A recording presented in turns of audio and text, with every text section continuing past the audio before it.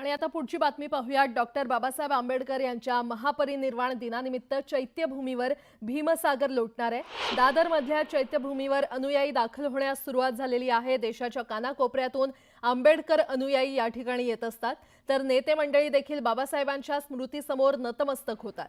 दरम्यान महापालिकेकडून या ठिकाणी सेवा सुविधा उपलब्ध करण्यात आल्यात। अनुयायांसाठी तात्पुरता निवारा, सीसीटीव्ही कॅमेरे यासह इतर सोयी सुविधा उपलब्ध करून देण्यात आल्यात।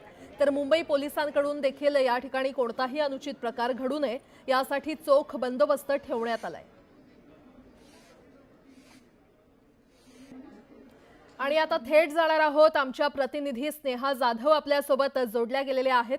स्नेहा, आज महापरिनिर्वाण दिन आहे आणि त्याच पार्श्वभूमीवर चैत्यभूमीवर भीमसागर लोटला असेल किंवा आज संपूर्ण दिवसभर गर्दी असणार आहे, तिथे काय सध्या वातावरण?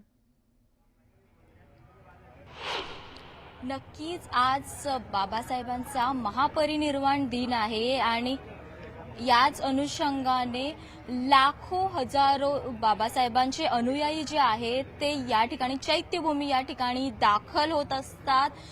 4 दिवस आधीपासून चैत्यभूमी या ठिकाणी दाखल होण्यास सुरुवात होत असते। शिवाजी पार्क येथे त्यांची सोय करण्यात आलेली असते। त्या ठिकाणी त्यांच्या पाण्याची सोय असून द्या किंवा इतर राहण्याची सोय असून द्या, त्या ठिकाणी करण्यात आलेली असते। त्याचप्रमाणे आजच्या दिवशी फक्त राज्यभरातून नाही तर देशभरातून अनुयायी येत असतात। आपण जर पाहिलं तर महानगरपालिकेकडून देखील कोणत्याही अनुयायांची गैरसोय होऊ नये यासाठी देखील या ठिकाणी सोय करण्यात आलेली आहे। त्याचप्रमाणे बाबासाहेबांना अभिवादन करण्यासाठी 8 वाजल्याच्या नंतर मान्यवर जे आहेत राज्याचे मुख्यमंत्री त्याचप्रमाणे राज्यपाल या ठिकाणी दाखल होणार आहे। निश्चितच अनुयायांची एक प्रकारे आता तिथे गर्दी जमायला सुरुवात झालेली आहे। अनेक दिग्गज नेते देखील आज तिथे हजर असतील आणि खरं तर आंबेडकरांना अभिवादन करण्यासाठी महापरिनिर्वाण दिनानिमित्त तिथे अनुयायी राज्यभरातून येत असल्याचं पाहायला मिळतंय। स्नेहा,